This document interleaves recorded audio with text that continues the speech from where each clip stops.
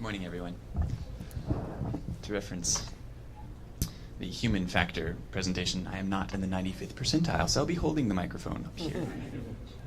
So I'm Joshua Cox. I'm a computer engineering major, and we represent the electrical engineering department. My name is Gabriel Babor. I'm also in the electrical and computer engineering department.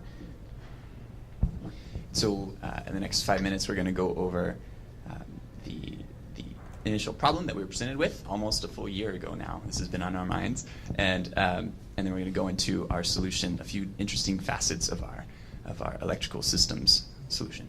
So, all right, the original problem statement that defined our department's role is the unskilled crew member who is on board the aircraft. There's one guy, he is not trained as a pilot.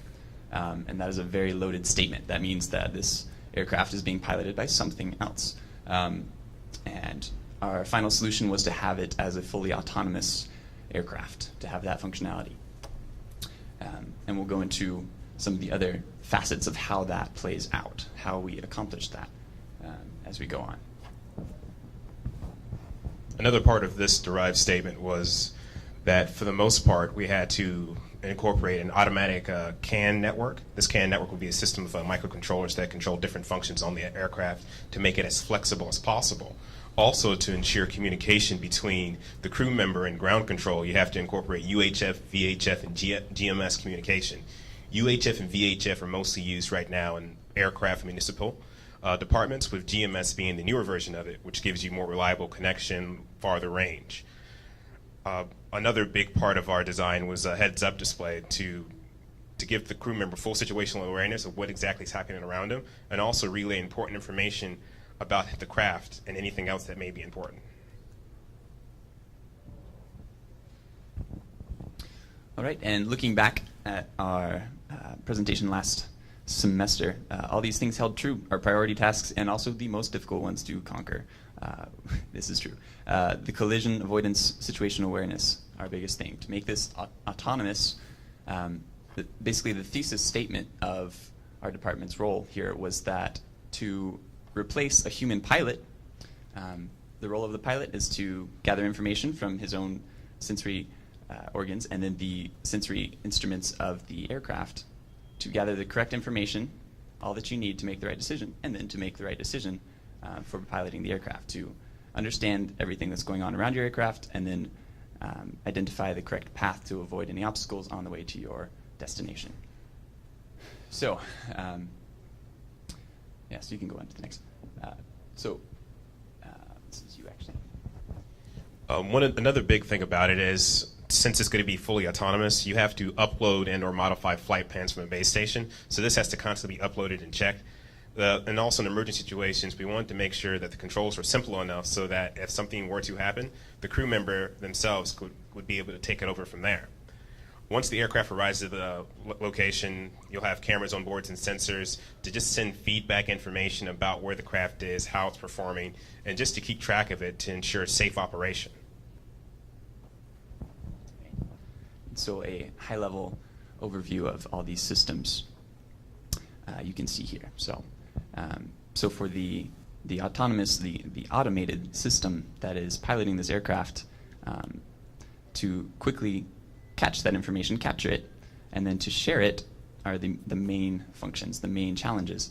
So we have to have the correct sensors and then to have an efficient network that allows all those systems to share the information and then make the right decision and pass that to engine controls. So I can go on to the next one. This is just a diagram about how the telematics work. So we have flight plan and loads are continuously sent back and forth between ground station and the craft. So the craft is constantly updating its vital signs back home to tell them how it's properly performing. So that's one of the big things about it. Another very important feature that was added is that based on these telematics values that are constantly being broadcast, we can actually incorporate a data analytics system on the receiving end. So not only in the initial testing of each aircraft will this information be gathered and used to optimize the different parameters that you can set for engine controls and how the the overall system behaves. But for each mission, this aircraft will actually be improving. It will be able to monitor all the different values within the system, all the performance data, all of the things that affected that, so that we can use that in future operations, become more efficient with what we've got carrying on. So, on to the next. Now, for LiDAR, this is our primary sensor. It's actually more effective even than visual organs because whereas our eyes are passive, they only receive light, the LiDAR actually broadcasts the light and then measures what bounces back.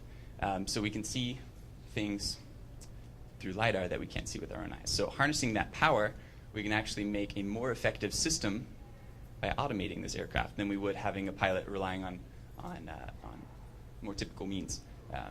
And so to maximize that, we did have to tie it in with radar and a few other sensors so we could see through smoke and other situations that cause issues with LiDAR because it is a light-based thing. And so if you go to the next slide, you'll see this is a software engineering diagram that kind of explains how that interaction takes place. So we've got our LiDAR gathering raw data, passes it to its own image processing entity, which then interacts with the collision avoidance system. Now, the collision avoidance system is taking in information from all the different sensors, and it creates objects or obstacles. And by defining the different parameters for those obstacles, it can contrast that with its GPS waypoint, where it's trying to get to, and then find the optimal path that will safely avoid all of those objects, thanks to the LiDAR information and the other sensors, and can actually pick the optimum path based on speed, distance, and safety, of course. And you can change parameters to tell the system how far a safe distance is from a certain obstacle. In general, if you need to have a few feet of clearance or what, you can change parameters to do that. So, and then the flight path management sends that data to the to the engine controls. Another big part about navigation was tracking inertial movements. So it would be orientation, acceleration, and also gravitational forces. So this just makes GPS a whole lot more accurate in environments where GPS isn't all that accurate. Be high-rise locations where you may have satellite knockout areas where you're not getting full information that you actually need to be getting, or when GPS may be inaccurate due to just being inaccurate based off of what you have around you. This just ensures vehicle safety and It also can help compensate for the GPS's noise. Its own noise by constantly updating itself over time. Another thing that we went into also was a heads-up display, which was my idea because, you want to be innovative and creative in solving these problems with great solutions. So this just gives the crew members relevant feedback about the environment that they're in, allows communication with ground control. It's going to be able to track head movement. So, like with fighter jets they have out now, you look up, you look down, or you look left, or you look right, you're able to peer outside the craft. So some type of overlay will be happening within that helmet to actually show those features, along with performance data broadcast on top of there. That's to be non-obstructive. And these are just some outlines and designs of how it would actually look. The glass will be able to protect his head. You have intake fans for getting fresh oxygen in should he be in high smoke environments. All right, in summary, we were quite pleased to see that we were actually able to meet all of our requirements, as you'll see on the next slide. But for this one, you can see a sort of a specification of all some of the different components we have incorporated in the system. And it's interesting because a lot of the technology already exists to make a very effective autonomous aircraft. The issue has been in optimizing all that information that we can gather. It has been in processing it and to have redundancy, to know that we know exactly where these obstacles are. That has been the challenge. And so a lot of the development over the next few decades will be in that, in data processing, and to be able to make perfect sense of all this different sensory information and then to make the right decision. And yes, so we were able to fulfill all of our design requirements fully.